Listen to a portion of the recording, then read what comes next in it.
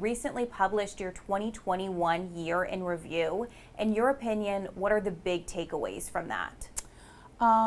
Big takeaways are that it was a very busy year for us. Even though, if you remember back to the beginning of 2021, we were still just coming out of COVID. So our courts really did not get running up to full speed. We didn't get to start trying jury trials until mid-April. But even though it was a year where we were just coming out of COVID and starting to try cases and come back into the office and really get rolling, we still did an enormous amount of work, accomplished an enormous amount of things throughout the year. You talked too, when you sent out the memo, about a dramatic increase in drug overdose deaths as well as homicides. How dramatic are we talking with those numbers?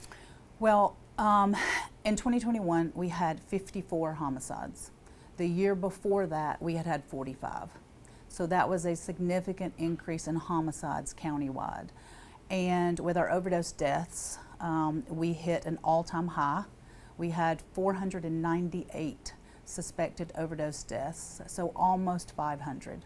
And prior to the pandemic, we had been down in the 350 range.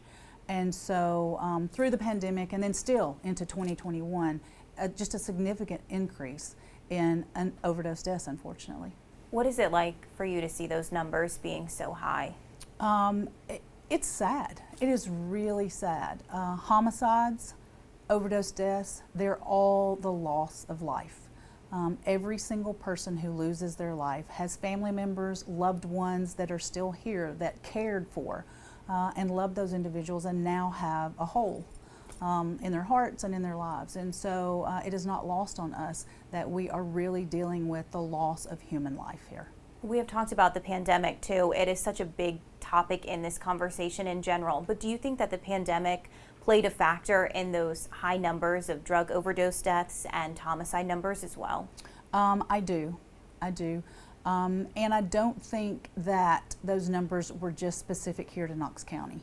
I think nationwide you will see the homicide numbers as well as overdose numbers went up during the pandemic.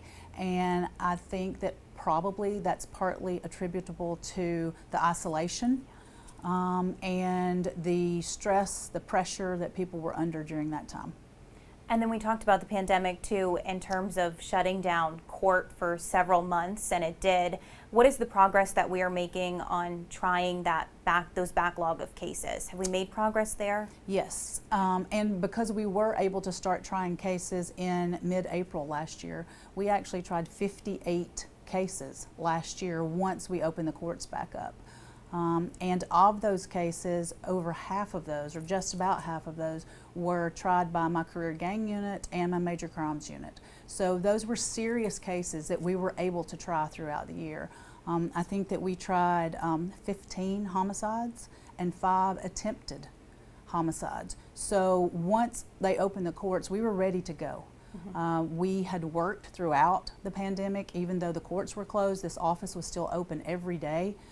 We were working every day, and we had those cases ready to go, ready to try. And so because we were ready, I think that we have been able to begin to dig out of the backlog that we are still in to some extent because of the pandemic. We are almost halfway now through 2022. When we take a look back at 2021, obviously we do not want a repeat of that year, especially in terms of the overdose deaths and the homicide deaths too. But where do we stand right now, inching closer to that 6-month mark of 2022? We are, I think, just slightly ahead on our overdose deaths, very close. And our homicides, thankfully, we are down. So hopefully this will be a year where we see a decrease in homicides across the board. When you say slightly ahead on overdose deaths, what do you mean there by that? I do not know the exact numbers. We can pull them for you to get the exact numbers. 171 today. 171 as compared to, yeah, and I'd have to look to see. I don't know what last year was. I think by the end of May 2021 we were at 200, but don't quote me as fact on that. Yeah, I think last time I looked we were slightly ahead, but I don't, yeah, we'd have to look up the actual numbers. And keep in mind too that any numbers we give are always suspected overdose deaths, and we have to, at the end of the year, when we get all the toxes in, make sure those numbers are right. That's why our numbers don't ever exactly match the medical examiner's numbers, because we are always looking at suspected overdose death numbers, and we put them in that category based on what we find at the crime scene prior to toxes coming back. And sometimes we're right, and sometimes we're wrong. What do we do now? What are you and your office doing now to make sure that we don't have a repeat of those 2021 numbers that we don't like to see? Well, this office takes homicides as well as overdose deaths very seriously. And so we have things that we do in the office as well as collaborative efforts that we do with organizations outside of this office. And for the overdoses, we have an overdose death task force. We have an overdose fatality review team. That is new, that we started last year. And we partner with preventative agencies. We're very active with the Metro Drug Coalition. We are active in the All for Knox initiative. So we work really hard on the back end to prosecute cases where there are drugs involved, cases where there are drug deals, drug dealers. Anytime there are drugs involved, then we treat those cases in a manner to where we try to get the maximum punishment allowable by law. But on the flip side of that, we're also working with those organizations that I mentioned to try to prevent those that are trying to make that decision whether to enter into a life of drug use or not. So we also try to steer people out of the criminal justice system and work on prevention methods. We have a recovery court here. So we have, at any given time, close to 100 participants in the recovery court, where we are trying to take individuals and help give them the tools to turn their lives around and get them out of the criminal justice system and help them be productive members of society. So we have a recovery court. We also have a veterans treatment court that does the same thing for our veterans. And a lot of times we find that the people that are suffering from drug addiction also are suffering from mental health issues. So those two things go hand in hand quite often. And so right now, in 2022, we are working on establishing a new mental health court this year. So hopefully by having more mental health courts, recovery courts, more alternatives like that, we will be able to help people steer away from the drugs and hopefully the overdose deaths. What does that new mental health court look like? Right now, we are in the creation phase. We are now interviewing people who are from other jurisdictions who have mental health courts.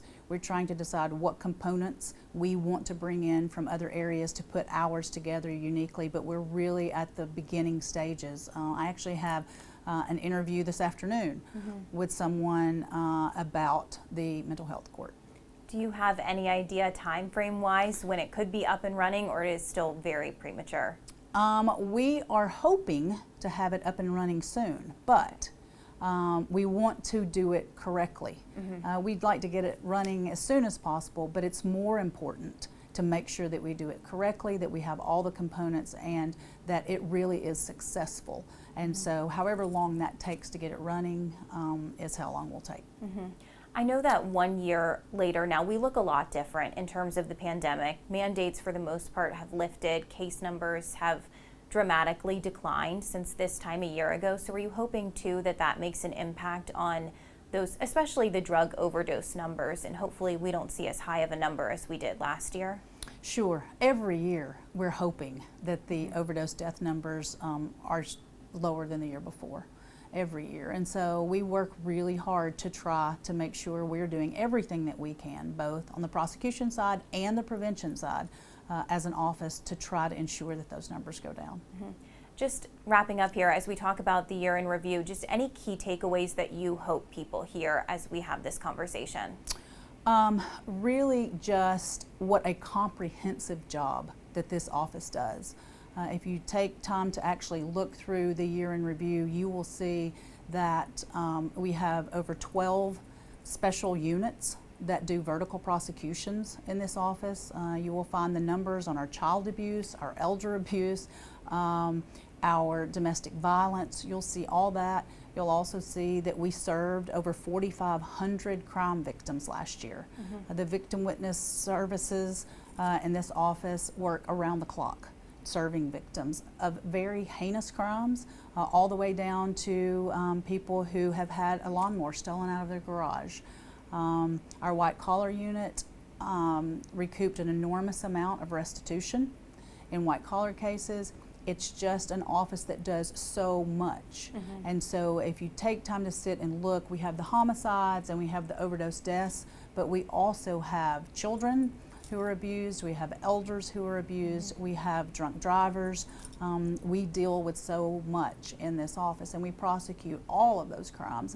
And we also spend a lot of time in those preventative, collaborative efforts in each one of those categories as well. So I think it's just a way to show the community everything that we do, because there is so much involved in what we do here. Right, and I imagine it's a good learning tool too, right, for your office specifically. Is there anything major that you guys learned of how to better divert resources maybe, or just where to put more time or attention into?